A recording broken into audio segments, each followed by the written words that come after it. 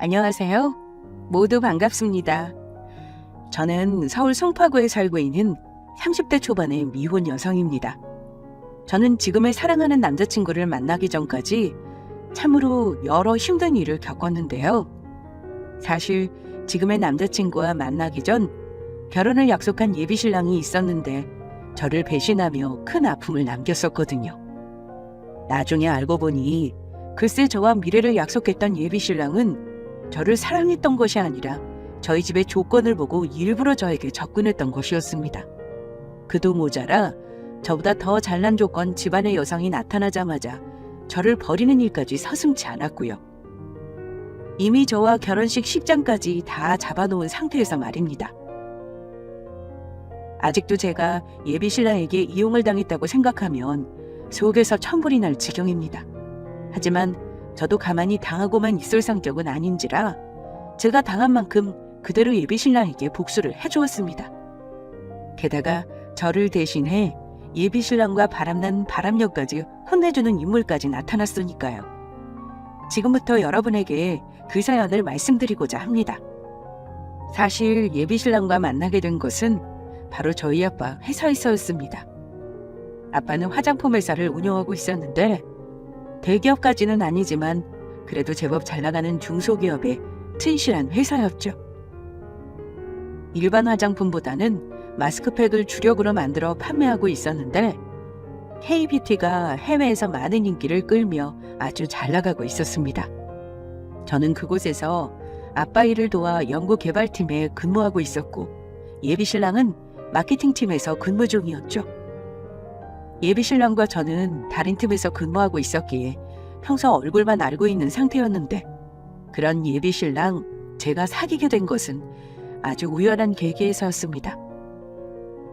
그날도 어김없이 회사에 출근해 연구실 안에서 일을 하고 있었는데 계속 원료 실험만 하다 보니 많이 피곤하더라고요. 그래서 회사 건물 아래에 있는 카페에 가서 커피를 사 먹을 예정이었죠. 그런데 막상 카페에 들어가 음료를 주문하고 보니 제가 지갑을 놓고 가지고 오지 않았던 것입니다. 그래서 제가 허둥지둥하며 당황하고 있는데 갑자기 뒤에서 차례를 기다리던 한 남성이 저에게 말을 걸어왔던 거예요. 저 괜찮으면 주문하신 커피 제가 사드려도 될까요? 네? 아니 저 안 그러셔도 되는데 제가 지갑 가지러 다시 위로 올라갔다 오면 돼요. 아니요. 사드리겠습니다. 제가 사드리고 싶어서 그래요. 우리 어차피 같은 회사 직원이기도 하고 커피 한 잔에 얼마 한다고요. 그리고 그쪽 저랑 몇 번 마주치기도 했었잖아요. 제 얼굴 아시죠? 네. 그러면 고맙게 잘 마실게요. 저와 마주칠 때마다 먼저 인사를 건네며 웃고 있던 남성분이었기에 저 또한 커피를 사주겠다는 남성분의 얼굴을 기억하고 있었던 것이었죠. 그런데 제가 고맙다는 말에 남성분이 저에게 자연스레 말을 걸어왔습니다. 정 그렇게 고마우면 그쪽이 다음에 저한테 음료수 사주시면 되겠네요. 그게 아니면 밥을 사주셔도 좋고요. 남성분이 저에게 걸어왔던 말은 누가 봐도 음료수를 핑계로 저에게 관심 있어 하는 데이트 신청이 확실했죠. 하지만 저도 그런 남성분의 관심이 싫지 않았고 저희는 그날 자연스레 전화번호를 주고받으며 약속을 잡아 데이트 아닌 데이트를 하게 되었습니다. 그렇게 핑계를 대며 서로 계속해 만나다 보니 결국 연인 사이로 발전하게 되었고요. 그런데 남자친구는 저희 아빠가 회사 사장이란 사실을 전혀 알지 못했습니다. 자기 아빠가 우리 회사 대표님이었다고? 자기 하는 말 진짜 사실이야? 우리 회사 사람들 대부분 알고 있던 사실인데 자기 정말 몰랐던 거야? 오, 나는 모르고 있었지. 지금 자기가 말해줘서 알았어. 그런데 나 같은 사람이 우리 회사 대표님 따님인 자기 같은 사람을 만나도 되는 건지 모르겠다. 나는 그냥 잘난 것도 없는 평범한 회사원일 뿐인데 괜스레 자기한테 미안해지네. 그런 말이 어디 있어. 사람을 어떻게 조건만 보고 잘났다 아니다 판단을 해? 그것보다는 그 사람이 어떤 내면을 가졌는지가 더 중요한 거라고. 그게 정말이야? 자기 정말로 그렇게 생각해? 그러면 나 자기랑 계속 만나도 되는 거지. 나 정말 자기 사랑한다고. 자기 없으면 못 살아. 그럼 당연하지. 자기가 얼마나 속도 깊고 괜찮은 사람인데. 나도 마찬가지야. 자기 많이 사랑한다고. 나도 자기 없으면 못 산다고. 고마워 자기야. 앞으로는 내가 자기한테 정말 더 잘할게. 자기 마음만 변치 않는다면 나 자기 위해서 무엇이든 할 수 있어. 자기 위해서라면 죽을 각오도 되어 있다고. 그런데 말이 끝나기가 무섭게 언제 준비한 건지 남자친구가 저에게 결혼 반지를 내밀었습니다. 그리고 저에게 반지를 끼워주면서 말했어요. 너무 갑작스러워서 자기 많이 당황스러울 수 있겠지만 사실 이 결혼 반지 오래전부터 준비해왔던 거야.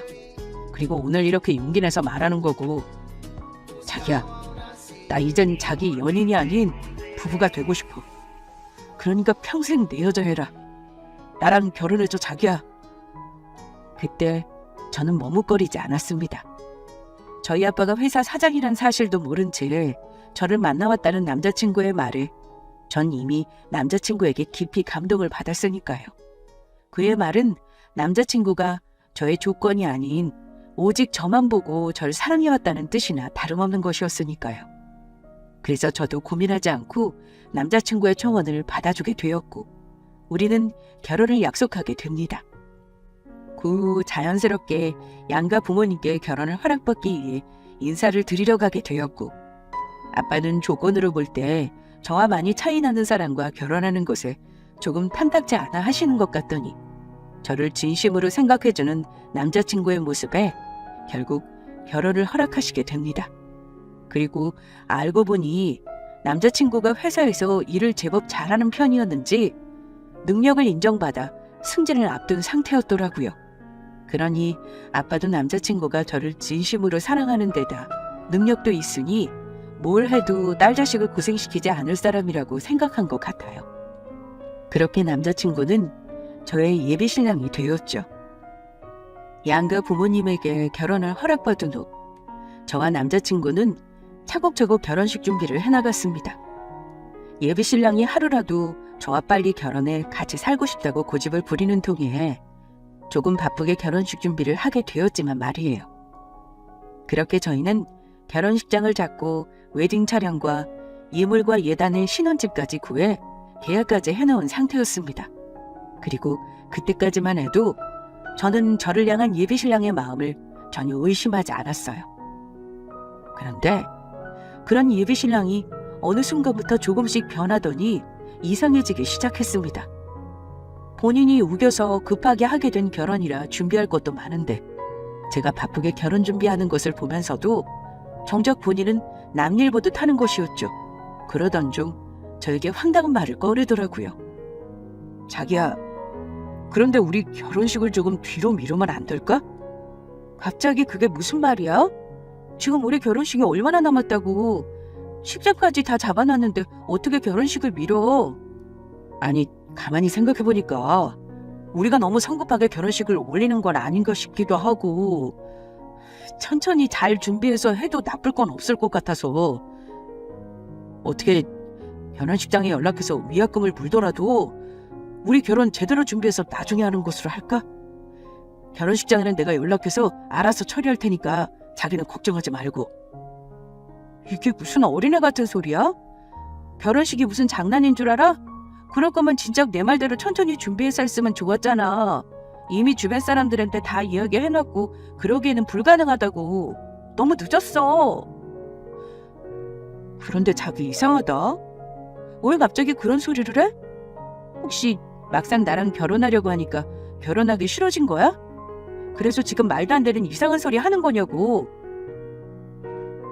결혼하기 싫어지긴 누가 싫어졌다고 그래. 절대 아니야. 그냥 자기도 그렇고 나도 그렇고 급하게 준비하니까 힘들어서 말해본 거라고. 그러니까 너무 마음 쓰지 말라고. 그냥 해본 소리라니까. 그런데 예비 신랑의 이상 행동은 거기서 끝나지 않았습니다. 신혼집에 들어갈 가구들을 보러 가기로 한 날 저에겐 예비 시댁에 급한 일이 있어 자기는 갈 수 없을 것 같다며 저보고 알아서 마음에 드는 가구로 고르라고 하더니 저 몰래 친구들을 만나 야구 경기를 보러 갔던 것입니다. 제가 그 사실을 어떻게 알게 됐냐면 예비 신랑의 친구 중 저랑 가끔 연락을 하고 지내는 친구가 있었는데 그날 야구 경기를 끝내고 예비 신랑과 술을 마셨는지 갑자기 저녁 때 저한테 연락을 해왔던 거예요. 재수씨, 접니다. 배경이 친구 동현이요. 네, 동현씨, 안녕하세요. 그런데 갑자기 저녁에 무슨 일로 연락하신 거예요?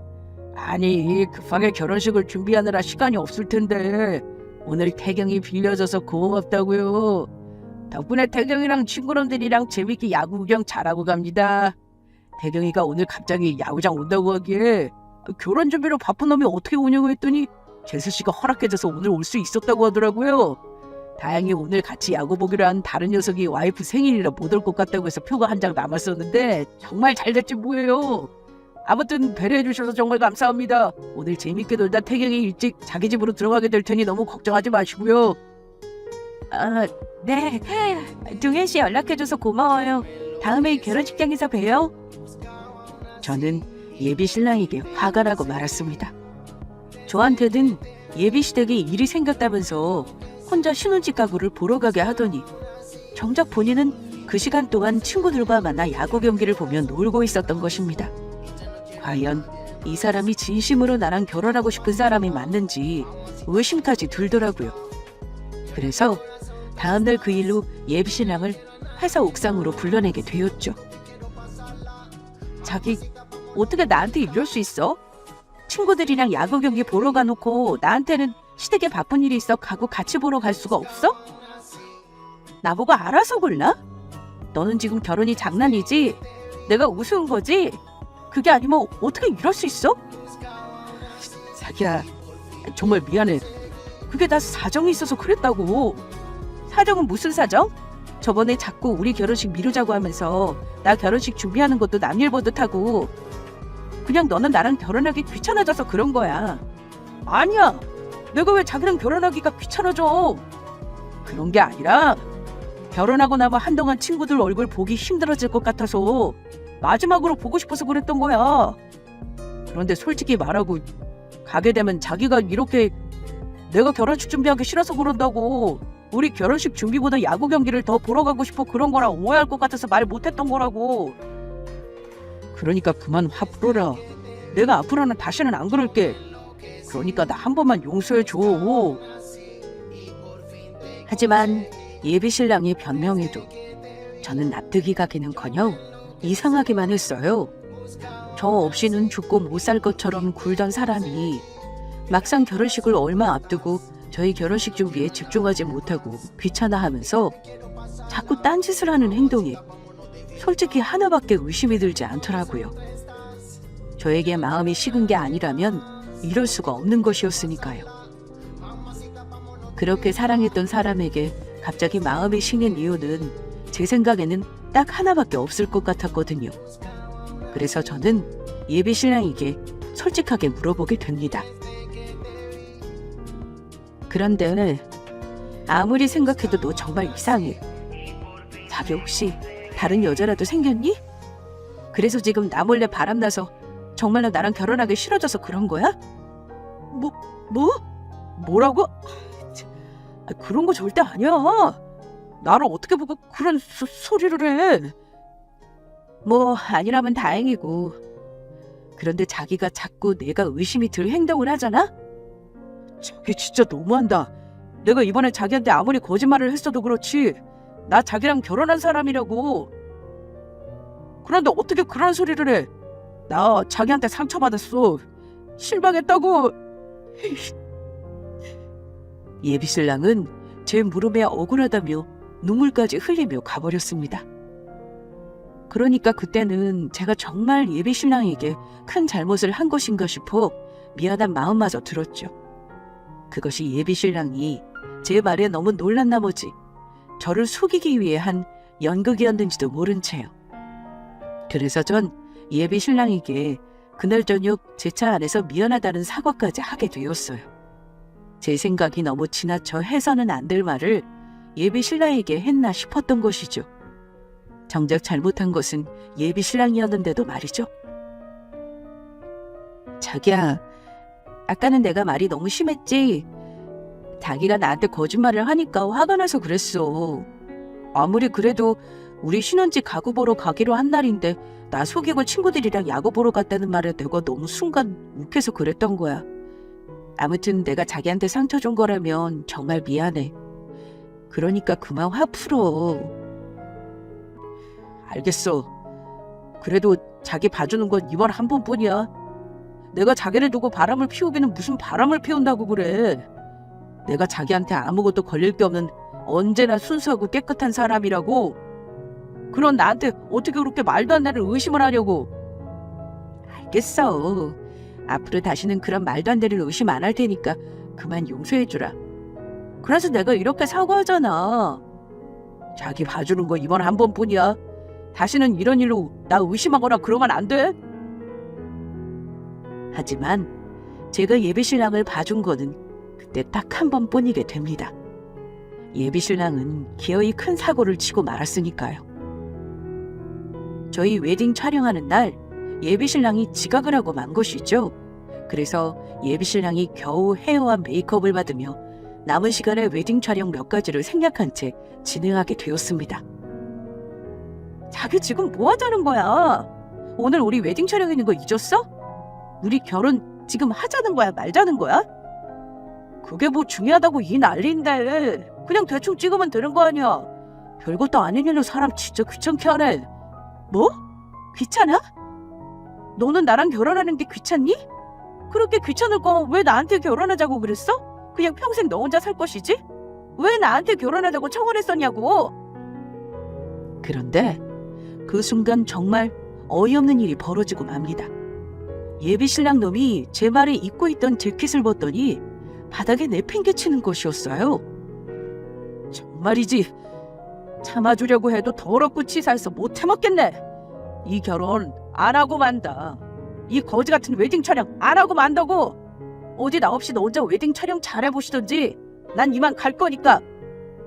저는 예비신랑의 뜻하지 않은 행동에 너무 황당해 그가 떠날 때까지 우두커니 바라보았습니다.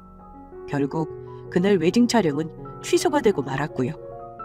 그런데 더욱 저를 화나게 했던 것은 예비신랑은 자기가 잘못해놓고 제 연락도 받지 않는다는 것이었어요. 그리곤 다음날 주말 저에게 할 말이 있다면서 저희 집 근처 카페에서 기다리겠다면서 먼저 연락을 해오더라고요. 저에게 어제 일에 대해 사과라도 할 줄 알았던 예비신랑은 자신은 잘못한 일이 없다는 듯 제 앞에서 아주 뻔뻔하다 못해 의기양양한 태도였습니다. 그리곤 저에게 곧 큰 폭탄 발언을 터뜨리고 말았죠. 우리 파혼하자. 내가 너 말고 진짜 결혼하고 싶은 다른 여자를 얼마 전에 만났거든? 우리 수혜는 너랑 비교도 안 될 만큼 엄청 대단한 여자라고. 너희 아빠 회사보다 더 큰 화장품 회사 사장 딸이거든? 난 네 아빠 회사보다 더 큰 회사 사장 딸이랑 결혼할 거야. 게다가 그 애는 강남의 피부 마사지 샵까지 운영하는 너보다도 훨씬 잘 나가는 돈도 잘 버는 원장님이라고.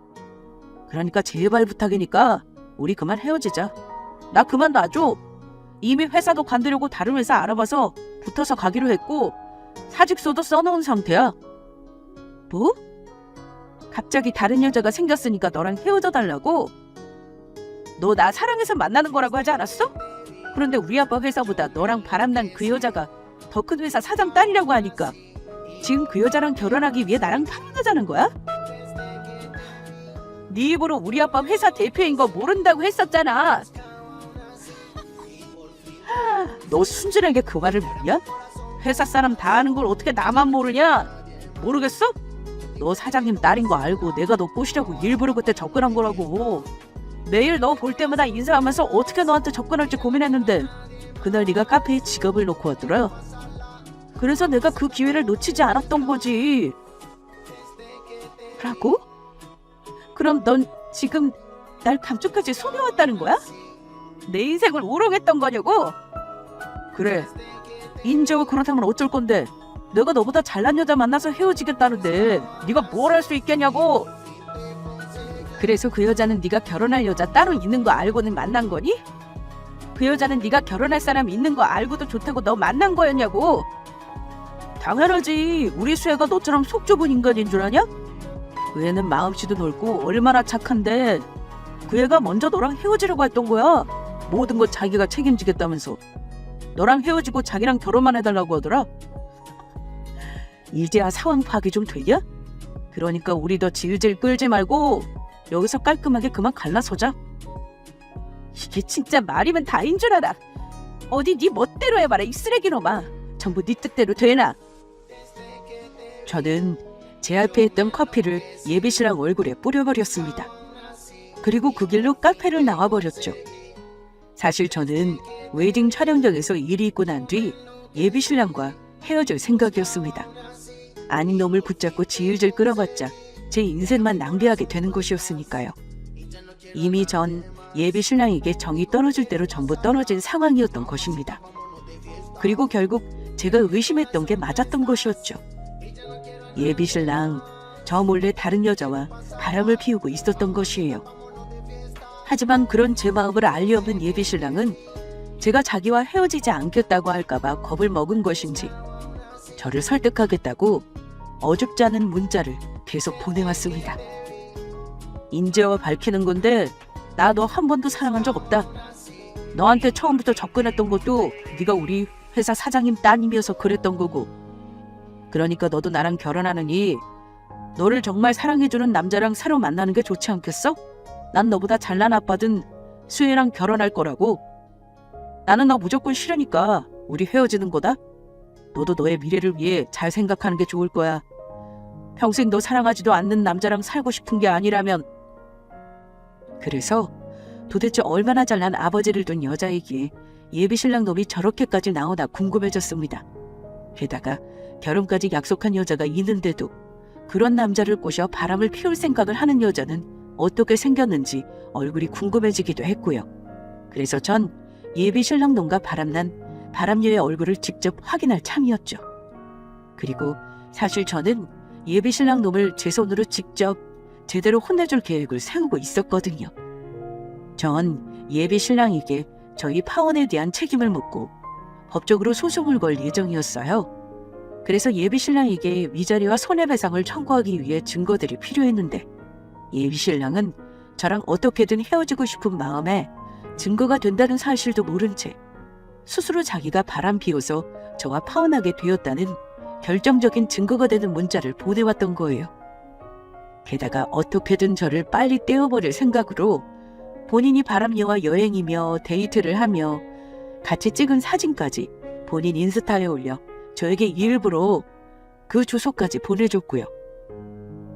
그런데 바람녀의 얼굴을 보는데 너무도 낯이 익은 사람이었습니다. 그래서 곰곰이 생각해보다 바람녀의 정체를 저는 알아볼 필요도 없이 금세 알게 되었어요. 바람녀가 피부 마사지샵 원장이란 예비신랑의 말이 기억에 났던 것이었죠.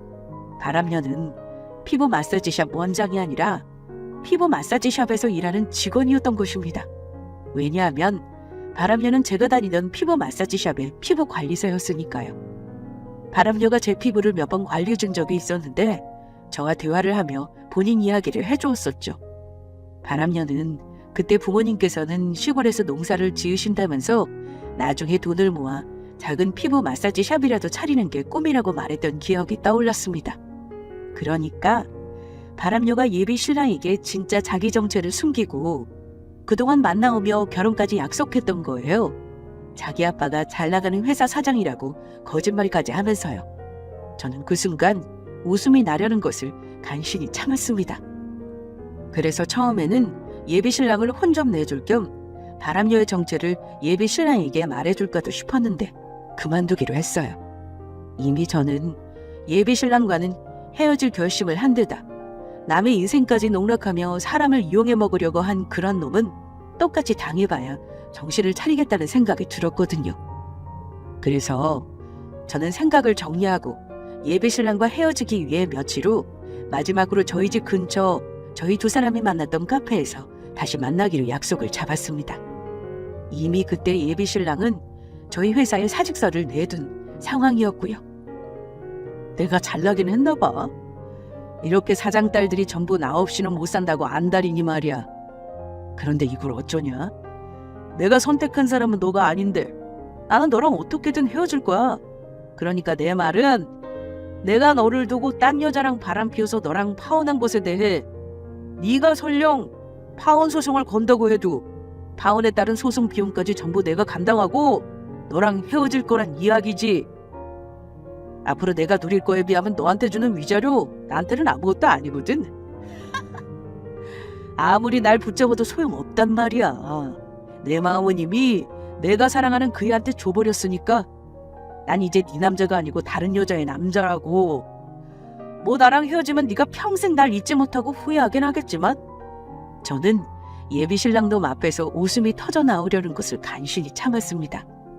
예비 신랑놈은 자기가 그토록 잘나가는 사장딸이라고 믿고 있는 바람녀가 누구인지 절대 알 수 없을 테니까요. 그래서 저도 이야기해 주었죠. 웃기고 있네. 후회는 무슨 얼어죽을 후회해. 나랑 헤어지면 땅을 치면서 넌 평생 후회할 것 같은데? 야, 너가 이런 놈인 줄 알았으면 시작도 안 했어. 네가 잘나서 내가 만나준 건지 아니? 그렇게 잘났으면 왜 네 본색도 숨기고 나 사랑하는 척 거짓말해서 만났니? 처음부터 네가 이런 인성 쓰레기인 거 알려줬으면 내가 아주 질색하고 안 만났을 텐데. 너야말로 나중에 후회하고 괜히 나 붙잡지나 말아라. 내 앞에서 잘못했다고 빈다고 해도 절대 받아주지 않을 생각이니까. 질색하고 안 만나? 너 지금 나랑 막상 헤어지려니까 자존심 상해서 거짓말하는 거지? 너 원래 나 사랑하잖아. 지금도 나 사랑하고. 그리고 내가 널 붙잡기는 왜 붙잡아? 너보다 훨씬 잘난 부잣집 여자를 만났는데. 아니, 나 이제 너 사랑 안 하는데? 그러니까 네 말대로 우리 헤어지자. 그런데 네가 내 인생을 기만했으니까 그냥은 못 헤어지고 너한테 소송 걸어서 네 말대로 위자료랑 청구해서 전부 받아낸 다음에 헤어질 거야. 그래야 어느 정도 공평하지. 그럼 어디 잘 먹고 잘 살아봐라, 이 멍청한 놈아. 네가 사랑하는 그 여자애랑 부디 평생 헤어지지 말고 행복하길 바라줄게. 꼭 둘이 결혼해야 해. 알겠지? 저는 말을 마치고 자리에서 일어나려 했습니다. 그런데 제가 깔끔하게 물러나려 하니 갑자기 본인이 뭔가 손해본다고 생각했는지 예비 신랑 놈이 저를 붙잡는 것이었어요. 잠깐! 잠깐은 무슨 잠깐? 왜 간다는 사람 갑자기 붙잡고 지랄이야? 시간 아깝게. 그래도 우리가 만난 세월이 있는데 너 나랑 이렇게 쉽게 헤어져도 정말 괜찮겠어? 네가 원한다면 오늘 너랑은 잠깐이라도 같이 있어줄 수 있다고. 나도 바쁜 사람이긴 하지만 네 마음을 어느 정도 추스를 시간을 주겠다는 거야. 추스를 마음 없는데? 뭘 추스러 이 자식아. 먼저 헤어지자던 놈이 더럽게 질척거리네. 불결하게. 내가 마지막으로 너한테 줄 수 있는 것은 이것밖에 없다. 이거나 먹어라, 이 거지 같은 자식아. 저는 예비신랑 앞에 있던 케이크 접시를 들어 예비신랑 얼굴에 뭉겨버렸습니다. 헤어지려고 만난 마당에 갑자기 지가 먹고 싶다는 케이크까지 시킨 눈치 없는 놈이었으니까요. 너 지금 이게 무슨 짓이야? 무슨 짓이긴? 이 마당에 케이크까지 시킨 거 보니까 네가 하도 케이크를 처먹고 싶어하는 것 같아서 먹으라고 네 입에 직접 넣어준 거지. 그러면 난 이만 간다. 잘 있어라, 이 똥처럼아. 그때 저는 예비신랑이 얼마나 잘 되나 두고 보자는 마음에 끝까지 바람녀의 진짜 정체를 예비신랑에게 알려주지 않았습니다. 제가 그 사실을 말하지 않는 게 최고의 복수라고 생각했거든요. 예비신랑이 저와 파혼까지 하고 결혼하려는 이유가 바람녀의 아빠가 저희 아빠보다 훨씬 잘 나가는 회사 사장이라는 생각에 그랬던 것이니 지금 만나는 여자가 사장딸이 아니라 그냥 피부 마사지샵에서 일하는 평범한 직원이라는 사실을 알게 된다면 크게 충격받을 게 분명했으니까요. 지금까지 저를 속이며 제 인생을 농락한 예비신랑에게 이만한 복수도 없었죠. 그 후 저는 예비신랑에게 파혼에 대한 소송을 하게 되었고 예단이며 결혼식장 비용, 저희 신혼집 계약금 등 결혼식을 준비하며 들어갔던 비용이란 비용은 전부 모아 청구하며 위자료를 받아낼 수 있었습니다. 바람녀와 결혼할 생각에 예비신랑이 저의 소송에 순순히 모든 금액을 지불해줬던 거예요. 그렇게 저는 모든 걸 정리하며 예비 신랑과의 관계가 전부 끝난 줄 알았습니다. 그런데 예비 신랑과 끝났다고 생각한 그 인연은 끝이 아니었어요. 그 인간이 무슨 억하심정이 남았는지 저에게 자신의 결혼식 청첩장을 보내왔던 겁니다. 제가 핸드폰 번호까지 바꾸고 자기 번호까지 차단하니 어떻게 알았는지 제 바뀐 전화번호로 다른 사람을 통해 모바일 청첩장을 보내왔던 것입니다. 나 드디어 결혼한다. 그래도 우리가 그동안 쌓아왔던 정이 있는데 와줄 거지? 오면 식권은 공짜로 줄 테니까 내 결혼식 구경이기나 하고 가. 네가 얼마나 잘난 남자를 놓쳤는지 네 두 눈으로 직접 확인하라고. 너랑은 비교 안 될 만큼 훨씬 잘난 집안의 여자와 결혼하는 모습을 보면서 말이야. 그러면 내 결혼식에서 보자. 꼭 와줄 거라 믿는다. 제가 예비신랑의 결혼식에 무슨 짓을 벌일 줄 알고 이렇게 직접 장소까지 알려주며 초대를 하는 것인지 정말 이해를 할 수가 없었어요. 예비신랑은 온 세상이 본인 중심으로 돌아간다고 착각하고 있는 것 같더라고요. 게다가 자기가 잘못해놓고 본인이 피해자처럼 행동하는 게 아주 뻔뻔하고 어이가 없어 보였죠. 그래서 전 이대로 예비신랑 놈을 가만히 둘 수 없었습니다. 솔직히 예비신랑에게 당한 일을 생각하면 억울하고 화가 났지만 더 화내고 원망해봤자 제 시간이 아깝다는 생각에 소송이 끝난 후 이대로 깔끔히 정리하려고 했는데 예비신랑이 기어이 참아왔던 제 성질을 건드리고 말았던 것입니다.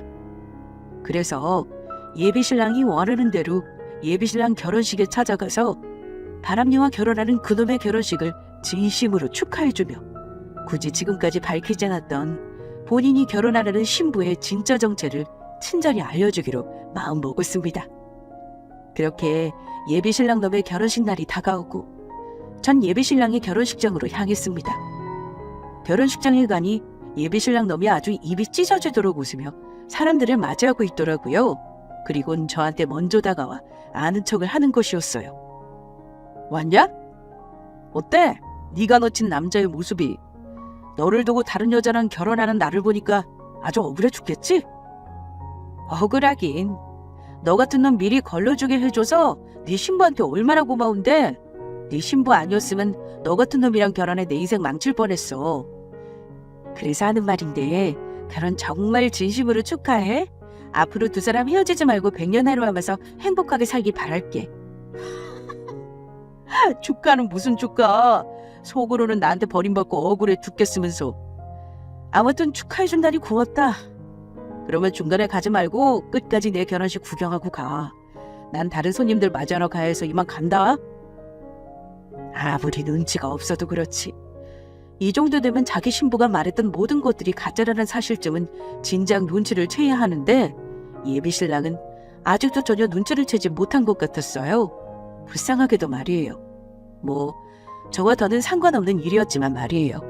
그런데 막상 예비신랑 결혼식에 와서 상황을 지켜보니 제가 굳이 예비신랑의 신부에 대한 정체를 알려줄 필요가 있나 하는 생각이 들더라고요. 얼마 지나지 않아 밝혀질 일인데 뭐하러 제가 그 사실을 밝혀 저를 원망할 일을 만드나 싶었죠. 자기가 속았는지도 모르고 엄청난 부잣집 사장딸과 결혼한다는 생각에 좋아 죽으려는 얼굴로 이곳저곳을 돌아다니는 예비신랑의 모습만 봐도 저는 왠지 속이 시원해졌거든요. 그래서 조용히 예비신랑의 결혼식을 지켜보고 가기로 마음먹었죠. 그런데 얼마 지나지 않아 그 누구도 상상하지 못한 엄청난 일이 벌어지고 말았죠. 신랑 신부가 입장하고 결혼식이 막 시작된 도중이었는데 갑자기 결혼식장 문이 열리며 한 남자가 들어와 난동을 부리기 시작했던 거예요. 그것도 신부에 대한 엄청난 폭탄 발언을 쏟아내면서요. 이 결혼식 무효야. 당신들 모두 속고 있는 거라고. 저 여자가 얼마나 엄청난 사기꾼인 줄 알아? 나한테 자기가 무슨 피부 마사지 샵을 운영하는 사장이라면서 자기 아빠가 잘 나가는 화장품 회사 사장님이랑 거짓말하면서 나한테 일부러 접근했었는데 뭐 거짓말이었다고? 난 그것도 모르고 저 여자랑 결혼 약속까지 하고 있는 돈 다 뜯기고 사기 결혼당해서 인생 꼭싹 망해버렸어. 저 여자 때문에 우리 엄마 쓰러지셔서 아직 병원 시세 치고 있다고. 신부 부모님석에 앉아있는 사람이며 친구들 친척들까지 전부 고용된 사람들이란 말이야. 그 말에 순간 결혼식장은 아수라장이 되고 말았고 예비 신랑 놈은 물론이고 바람녀의 신부까지 몹시 당황한 눈치였습니다. 그리고 결혼식장 문을 열고 들어왔던 남자는 신부에게 다가가더니 신부의 멱살까지 잡았죠. 너 나한테 사기치다 간방까지 다녀왔으면서 정신 못 차리고 또 이런 짓을 하고 있냐? 너 내 인생 어떻게 할 거야? 내 인생 물어내, 내 인생 물어내라고 이 쓰레기야! 왜 이러세요? 도대체 저를 언제 만나고 처음 보는 사람한테 이런 말도 안 되는 짓을 하냐고요? 저는 당신같이 사람 몰라요. 모르긴 뭘 몰라. 그러면 네가 나한테 결혼 사기친 증거를 보여줄까? 자, 이러고도 네가 아니라고 할 수 있는지 보라고! 말이 끝남과 동시에 남자는 품에서 무언가를 꺼내 사방으로 뿌리기 시작했습니다. 그건 다름 아닌 신부가 문을 열고 들어온 남자와 결혼한 결혼식 사진이었습니다. 남자는 그 사진을 여기저기 사방으로 뿌렸던 거예요. 그러자 예비신랑은 충격을 받았는지 신부를 붙잡고 따지는 것이 보였고, 저의 예비 시어머니였던 예비신랑의 엄마가 뒷목을 잡고 쓰러지는 것이 보였습니다. 그리고 그 모습을 잠시 지켜보던 저는 결혼식장을 조용히 빠져나왔습니다. 결혼식장이 아수라장이 됐는데 더는 그곳에 있을 이유가 없을 뿐더러 결국 잘못된 사람은 어떻게든 벌을 받게 되는가 싶은 마음이었죠. 그런데 결혼식장 건물 밖을 나오는 순간 누군가 뒤에서 황급히 제 손목을 붙잡는 것이었어요. 바로 예비신랑이었습니다. 예비신랑은 저를 붙잡고 싹싹 빌며 애원하기 시작했어요. 저기야, 내가 잘못했다. 지금 이 상황에서 이런 말하기 뭐하지만 우리 다시 시작하자. 나도 수혜가 사기꾼인지 정말 몰랐다고. 그럴 줄 알았으면 자기랑 헤어질 생각 같은 거 안 했다고. 나도 피해자야. 나도 억울해. 억울하긴 뭐가 억울해. 네가 스스로 자초했으면서. 너는 결혼하기 전까지 그동안 네 신부가 무슨 일 하는 사람인 줄 제대로 알아보지도 않았니? 알고 보니 네 신부 내가 다니던 피부 마사지샵 직원이었더라. 부모님도 평범하게 시골에서 농사 지으신데 더 그것도 모르고 네 결혼할 여자가 잘 나가는 회사 사장님 딸이란 말에 아주 눈이 뒤집혀서 좋아했겠지? 자기야, 제발 이러지 마. 우리 그동안 좋아했잖아. 그럴 때 제발 나 버리지 마. 나 떠나지 말라고. 먼저 떠난 게 누구인데 누구 보고 떠나지 말라는 거야? 나는 앞으로 내 행복 찾아 행복하게 살 테니까 너는 네가 알아서 잘 살라고. 그리고 마지막으로 너에게 진짜 해주고 싶은 말이 하나 있었는데, 인생 그렇게 살지 마라, 이 거지 같은 자식아. 저는 예비신랑 놈의 뺨을 그동안 참아왔던 억울함과 울분을 담아 있는 이껏 갈겨버렸습니다. 꼭 한 번은 예비신랑에게 뺨을 날리고 싶었는데 그동안에는 참을 용기가 안 나 참고 있었거든요. 그래서 막상 예비신랑의 뺨을 때리고 나니 속이 시원하더라고요. 저는 그 길로 주차장으로 가 차를 타고 결혼식장을 빠져나왔습니다. 그 예비신랑이 몇 번 저를 만나기를 시도했으나 저는 그때마다 경찰에 신고를 했고 예비신랑 놈은 스토킹 혐의로 경찰서에 끌려가 조사까지 받게 되었습니다. 그 후 무서웠는지 다시는 저에게 연락하는 일은 없었고요. 예비신랑 놈의 지인을 통해 들은 소식에 의하면 예비신랑 놈이 바람녀와 결혼하기로 약속하며 바람녀에게 빌려준 돈들이 상당했었나 봅니다. 듣기로는 은행의 부모님의 집까지 대출해 주변에 빚까지 져 바람녀의 아빠 회사에 투자를 목적으로 빌려줬었나 보더라고요. 그래서 바람녀를 사기 결혼으로 고소한 것 같은데 바람녀는 이미 그 돈들을 전부 써버렸던 것인지 다시 돌려받기가 어려워진 상황인가 보더라고요. 결국 예비신랑의 부모님 집까지 경매에 넘어간 것 같았습니다. 게다가 빚쟁이들이 자꾸만 예비신랑의 회사로 찾아와서인지 보다 못한 사장이 예비신랑을 회사에서 잘랐다고 합니다. 게다가 예비신랑은 계속 빚쟁이들에게 시달리다 보니 잠깐 다니다가 회사에서 쫓겨나기 일쑤였나 봅니다. 빚을 많이 진 상황에서였는지 결국 예비신랑은 어떻게든 돈을 벌기 위해 일용직 일을 시작하게 되었고 예비신랑의 부모님도 늦은 나이에 청소 일을 시작했다고 합니다. 그게 제가 전 예비신랑에 대해 들은 소식의 전부였죠. 그리고 전 예비신랑과 헤어지고 1년이 지난 현재 행복한 싱글 생활을 즐기고 있습니다. 혼자 여행도 가고 책도 읽고 맛있는 것도 먹고 공부도 하며 스스로의 인생을 즐기고 있다고나 할까요? 제가 막 예비신랑과 파혼한 후 부모님께서 많이 걱정을 하셨는데 저 혼자 잘 지내는 모습에 현재는 많이 안심하고 계십니다. 그리고 얼마 전에 새롭게 만나는 사람도 생겼어요. 예비신랑이 일을 겪고 저희 아빠가 무슨 일을 하는지 지금의 남자친구에게는 이야기하지 않았는데 지금 남자친구는 있는 그대로 저를 사랑해주는 사람이었어요. 그래서 남자친구에게 마음을 열 수 있었던 것이고요. 저에게 가끔 결혼 이야기를 꺼내는데 혼수나 예물 같은 것도 필요 없고 맨몸으로 오면 된다면서 자기랑 결혼만 해주면 저를 평생 행복하게 해줄 자신이 있다고 하더라고요.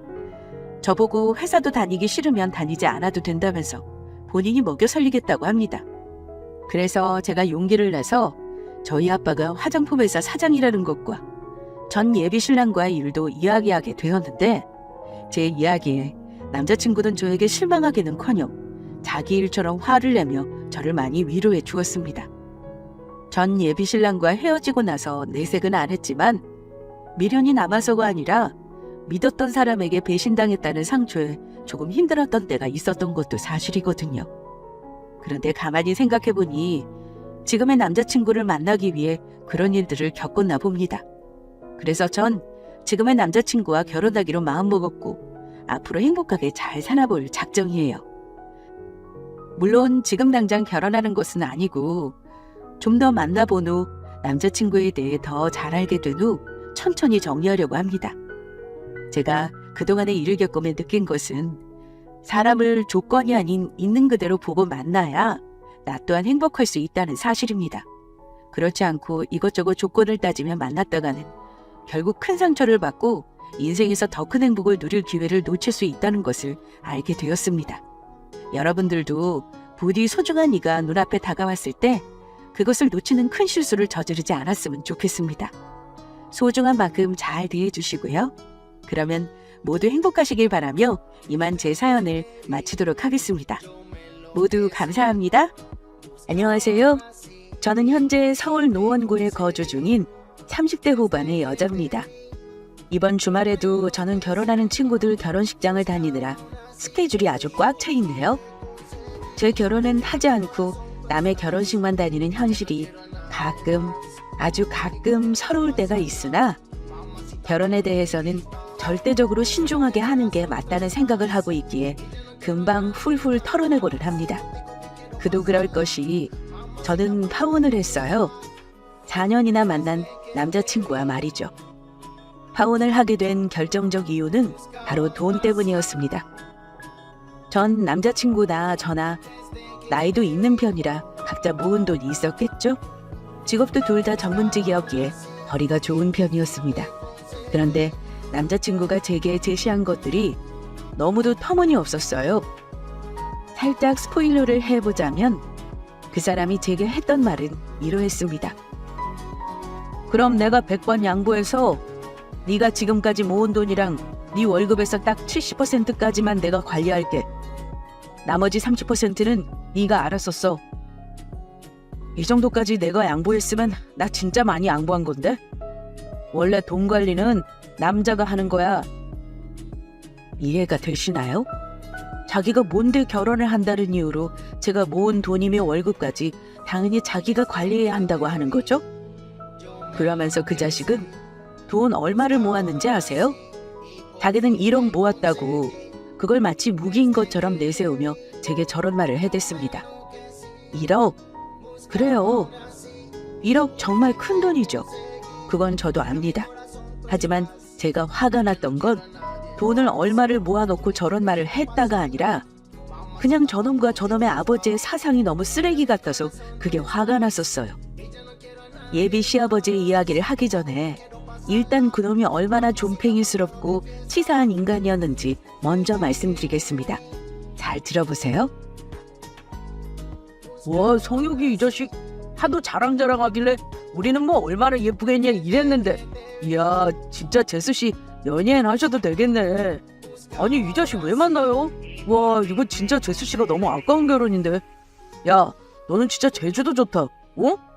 이 자식 이거 하여간 전세계 나라를 구했네. 어? 나라를 구했어. 야, 내가 몇 번을 말했냐? 내 여자친구 진짜 예쁘다고 내가 말했지? 예쁘기만 하게? 능력녀야, 능력녀. 그러니까 니들이 나처럼 평소에도 이렇게 인생을 말이야 늘 덕을 쌓고 매사에 좋은 생각만 하고 살아야 이렇게 예쁜 여자친구를 얻는다 이 말이야. 본격적으로 결혼 준비를 하면서 저와 남자친구는 서로의 친구들을 만나기 시작했습니다. 저는 제 친구들을 만났을 때 제가 밥을 다 샀어요. 결혼 소식을 전한다는 건 결국은 결혼식장에 와서 축하해 주겠니라는 뜻을 담은 자리인데 당연히 초대하는 사람이 밥을 사야 한다고 생각했죠. 하지만 남자친구의 생각은 달랐나 봅니다. 저희 계산 따로 할 거예요. 총 금액에서 어디 보자. 하나, 둘, 셋. 네. 10명이 나눠서 계산해 주시면 될 것 같아요. 자기 것은 내가 같이 한다. 내 여자는 그래도 내가 챙겨야지. 안 그래? 자기야, 이거는 우리가 사야지. 나와봐. 내가 계산할게 그럼. 아이 참 왜 이래? 우리가 뭐 죄 지었어? 이거를 자기가 왜 사? 우리만 먹은 것도 아니고 똑같이 다 같이 먹었으면 당연히 각자 먹은 만큼 돈 내는 거지. 야, 우리 둘이 먹은 거는 내가 계산했다. 알아서들 계산하고 와. 우리 2차 가야지 2차. 얼마나 창피했는지 몰라요. 제가 계산을 하겠다고 하는 것도 못하게 막았습니다. 같이 먹어놓고 왜 그거를 우리가 계산해야 하냐고 말이에요. 왜 우리가 덤탱이를 써야 하냐고 표현했죠. 덤탱이라니.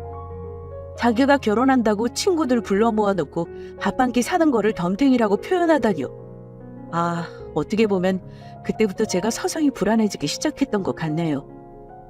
당시에 자리에 나왔던 남자친구 친구들은 표정이 썩 좋지는 않았어요. 제가 친구들 입장이었어도 기분이 나빴을 것 같았습니다. 아니, 기분이 나쁜 것 이상으로 어이가 없지 않았을까 싶어요. 그렇게 2차를 갔는데 2차에서도 남자친구는 전혀 술을 살 생각 같은 건 하지 않는 것 같았어요. 솔직히 2차에서도 안 내는 건 그건 진짜 아닌 거잖아요. 그냥 뭐 길 가다 만난 친구들도 아니고 그 자리에 나온 친구들은 고등학교 동창들이었습니다. 10여 년을 절친한 친구로 지낸 사람들이었죠. 괜히 계산대 앞에서 실랑이 하고 싶지도 않아서 2차가 마무리될 즈음에 제가 슬쩍 나가서 계산을 해두었어요. 그런데 그게 화근이 될 줄은 저는 꿈에도 몰랐죠. 야, 니들이 눈치 줬냐? 니들이 내 여자친구한테 눈치 줬냐고? 남자친구는 제가 계산을 하고 왔다는 사실을 알자마자 표정이 싹 굳더니 자기 친구들한테 고래고래 소리를 지르기 시작했어요. 니들이 자기 여자친구한테 눈치 줬냐고 말입니다. 대체 어디서 화가 나는 거죠? 화가 나는 포인트가 대체 어디였을까요? 저는 정말 이해가 가지 않았습니다. 당연히 남자친구의 그런 태도에 친구들도 화가 나죠. 서로 언성을 높여가며 싸우고 다른 테이블 사람들은 수군수군하고. 다시 생각해도 그때 그 자리는 정말 최악이었던 것 같네요. 야, 우리가 눈치를 줘? 네가 그런 식으로 나오니까 재수씨가 미리 가서 한 건 아니야. 우리 때문에 한 게 아니라 너 때문에 한 거겠지. 하여간 야, 너는 다른 날도 아니고. 그래, 솔직히 말해서 네가 결혼한다고 우리 다 불러놓고는 밥값도 각자 내라, 술값도 각자 내라고 할 생각이었지? 너는 네가 결혼할 사람 앞에서 창피하지도 않냐? 아까 재수씨가 너 붙잡고 그냥 재수씨가 계산하겠다고 하는 거 그거 우리가 못 봤을 것 같아? 너 때문에 우리야말로 더 창피해. 어떻게 된 게 너는 남자가 돼가지고 그렇게 째째하냐? 네가 그따위로 보니까 연희가 너한테 파혼하자고 하지. 아이 뭐가? 내가 없는 말 지연했냐? 저 자식 저거 연희 만날 때도 저 따위로 굴어서 저거 파혼당한 거 아니야? 그러던 중 저는 남자친구가 저와의 연애 이전에 만난 여자와 결혼 직전까지 갔다는 사실을 처음 알게 되었어요. 저는 그 순간 표정 관리가 제대로 되지 않았죠. 저런 말을 듣고 표정 관리가 될 리가 있겠습니까? 어떻게 표정을 지어야 할지 모르겠더라고요. 남자친구는 당황해서인지 그 친구를 향해 더욱 언성을 높였죠. 다른 친구 몇몇은 저를 데리고 나와서 애들이 감정이 격해지다 보니 없는 말을 지어낸 것 같다 신경 쓰지 마시라라고 했지만 저는 그 말이 귀에 잘 들리지 않았습니다. 그렇게 충격적인 사실을 듣고 남자친구가 돈 가지고 친구랑 싸우는 모습까지 보고 나서야 그 자리는 끝이 났어요. 남자친구가 친구와 돈 때문에 싸우는 것도 어이없기는 했다만 제 머릿속에서 떠나지 않는 건 남자친구의 파혼 경력이었습니다. 그날 술자리 이후 한 3일에 사나흘 정도?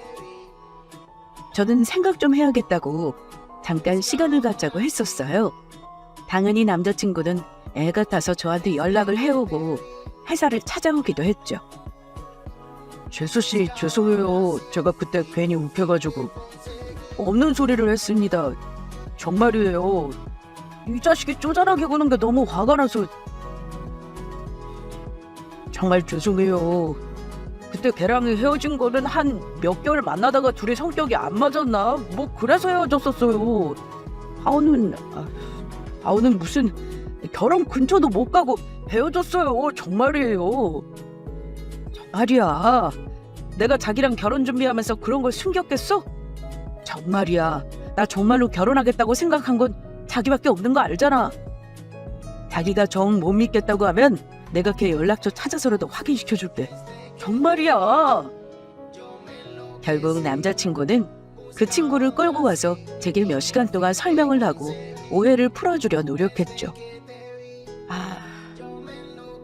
솔직히 뭐 과거 없는 사람이 어디 있겠습니까? 저도 이전에 만난 사람들도 있고 그냥 됐다, 괜찮다. 나도 결혼 준비하면서 좀 예민해서 심각하게 생각했던 것 같다 하고 넘어갔네요. 그렇게 한 고비를 넘기고 다시 아무렇지 않게 결혼 준비를 이어가기 시작했어요. 저는 연애를 하면서도 예비 시댁에 자주 놀러갔던 터라 예비 시부모님과도 친하게 지냈죠. 종종 저녁을 먹으러 놀러가기도 했습니다. 하지만 그때는 결혼이란 걸 결심하지 않았을 때고 막상 결혼을 하겠다고 본격적으로 덤벼들고 나니 예비 시댁에 가는 발걸음이 조금은 무거워지더군요. 그날도 예비 시댁에서 저녁을 먹자고 초대해 주셔서 가게 된 날이었어요. 바로 그날 제가 남자친구 아버지에 대한 환상이 와장창 깨졌죠. 이전에 알던 그 상냥하고 다정하시던 남자친구 아버지가 아니었습니다. 쫌팽이, 짠돌이, 가부장적 아주 그 자체였어요. 아이고 우리 세희 왔네. 아니다. 이제는 세희가 아니라 우리 며느리네. 우리 며느리, 우리 세희. 세희야, 너는 우리 윤씨 집안에 시집 오는 거 아주 잘한 거다. 응? 우리 윤씨 집안에 시집 온 여자들 어느 누구 하나 없이 사는 거 절대 없다. 우리 윤씨 집안 남자들이 머리도 좋고 생활력도 강하고 자기 여자 고생시키는 사람들이 못 돼요. 일단 자기 집안에 시집 오는 게 얼마나 운이 좋은 건 줄 아냐라는 그 말부터 시작했어요. 뭐 저런 말이야. 저도 아무 생각 없이 기분 좋게 받아들였어요. 그런데 그 다음부터가 본격적인 시작이었습니다. 이미 너무도 익숙한 예비시댁 집안 구조인데 남자친구 아버지는 굳이 저한테 직구경을 시켜주겠다고 하는 게 아니겠어요? 이제는 제대로 윤씨 집안이 어떤 집안인지 알아야 하지 않겠냐면서 말입니다. 그래서 뭐 그냥 기분이 좋으셔서 그런가 보다 하고 쫄래쫄래 따라다녔어요. 예비 시아버지가 저를 데리고 맨 처음 향한 곳은 다름 아닌 안방 화장실과 거실 화장실이었습니다. 변기 뚜껑을 들어보이며 그 안에 벽돌을 자랑하셨죠. 이게 말이야. 이렇게 하면 수압도 세지고 무엇보다도 물값이 덜 나가요.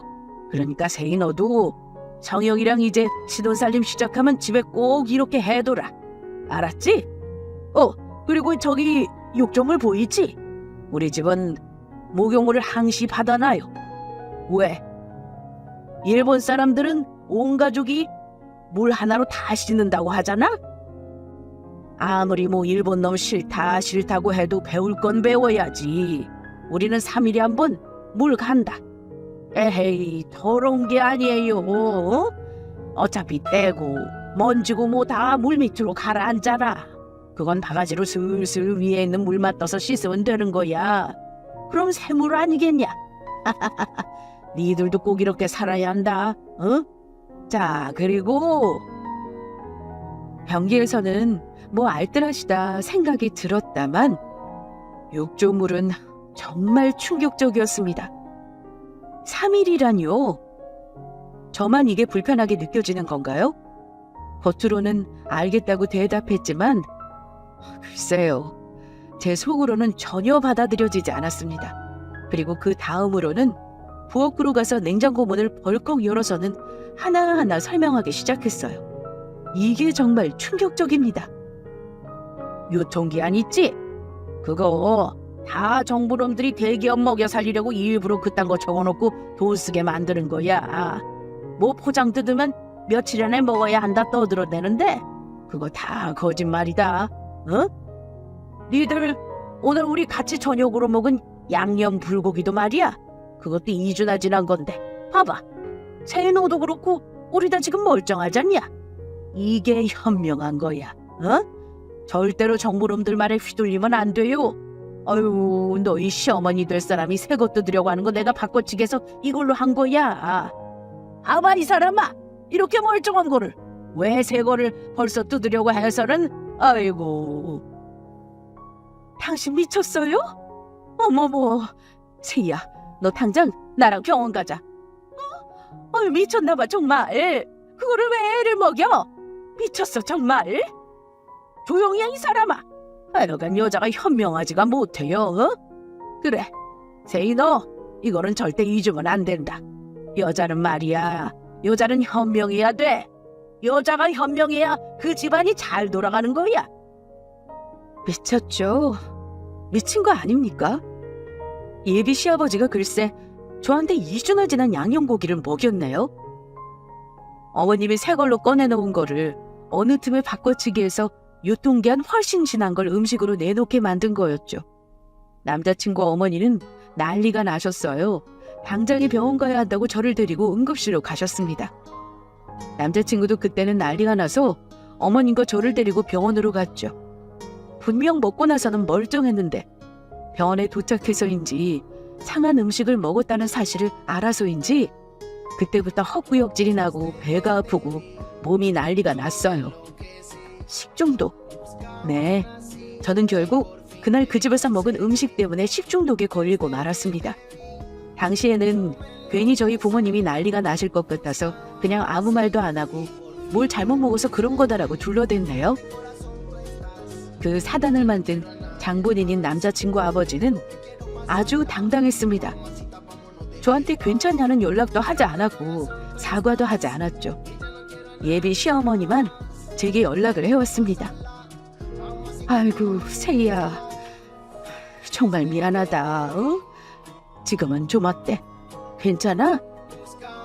식중독 그거 정말 힘들다던데.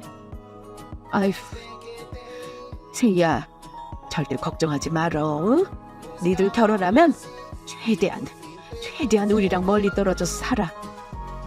그 인간이 뭐라고 하든 말든 내 무조건 니들 우리랑 멀리 떨어진 데 살게 할 테니까. 아유, 내가 정말 미안하다. 내가 대신 사과할게. 아이고, 너희 부모님한테도 죄송해서 어쩌니. 아유, 상견례 하기도 전에 이런 일을. 아유, 몸조리 잘하고. 상견례 전까지는 성혁이 아버지가 연락해도 받지 말어. 어?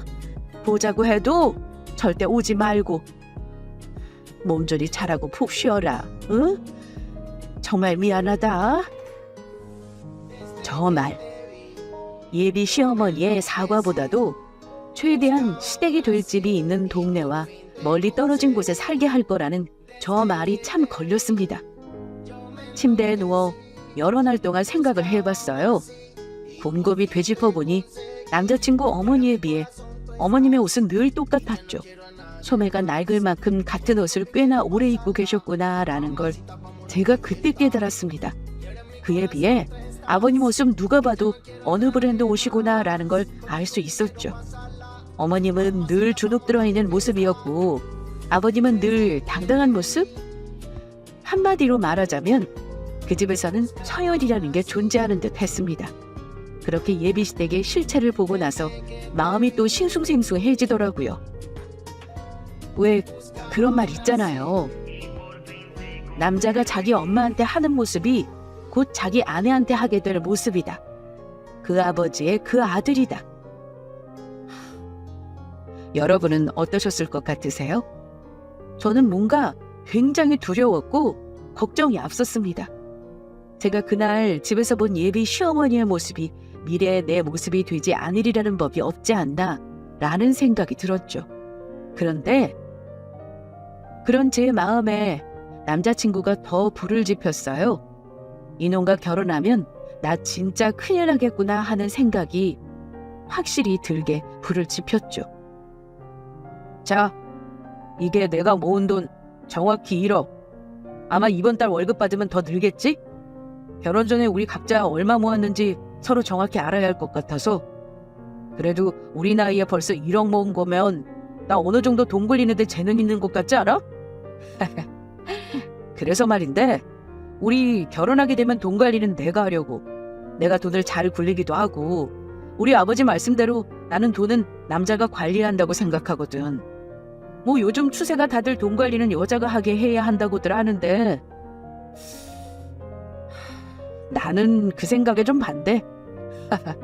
자기도 4년 동안 나 봐와서 알 것 아니야. 내가 뭐 돈을 헤프게 펑펑 쓰는 것도 아니고. 우리 집 와봐서 알겠지만 서울에 30평대 자가 아파트 대출 하나 없이 갖고 있는 거 그거 쉬운 거 아닌 거 알잖아. 그게 다 우리 아버지가 돈을 잘 관리해서 그런 거 아니겠어? 좋은 건 따라해야지. 그러니까 우리도 돈 관리는 내가 하는 걸로 하자. 어차피 식전에 집 구해서 사는 게 우리한테는 더 이득이니까 자기가 모은 돈 나한테 오픈하고 내 계좌로 보내자. 그게 더 시간을 아낄 것 같은데? 지금 뭐라는 거야? 나는 그러기 싫어. 어머님 아버님은 어머님 아버님인 거고 자기랑 나는 다른 거지.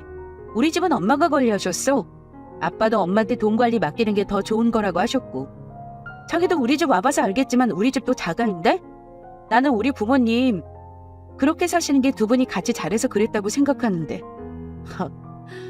그러면 나는 어떻게 해야 돼? 내가 자기랑 똑같이 생각해보면 나는 여자가 돈 관리하는 게 맞다고 생각이 드는데? 에이, 그건 아니지. 저기 자기야, 기분 나쁘게 듣지 마. 알았지? 내가 자기 집 가봐서 더욱더 내가 돈 관리하고 싶다고 한 거야. 어머님 아버님 취미로 골프 치러 다니시는 거 나는 그것도 너무 낭비라고 생각하거든? 그리고 집에서 강아지 키우는 것도 개 한 마리 키우는 게 거의 애 한 명 키우는 거랑 똑같다고 하던데 굳이 동물한테 그 돈을 써가면서 키워야 하나 싶어. 그리고 어머님이 돈 관리를 잘하신 게 아니라 아버님이 사업을 크게 하시니까 그냥 큰 돈이 들어온 거 아닐까? 그러니까 결론적으로 보면 자기 집이나 우리 집이나 다 아버님이 돈을 잘 버시든 관리를 잘 하시든 해서 집이 잘 사는 거잖아. 안 그래? 그냥 돈 관리는 나한테 맡겨. 우리 이런 얘기로 서로 감정 상하지 말자. 그 자식의 말은 한마디로 이거였습니다. 너희 부모님이 취미생활 하시는 거나 두 분이 사입는 옷을 보거나 하면 너무 사치스럽다는 거예요.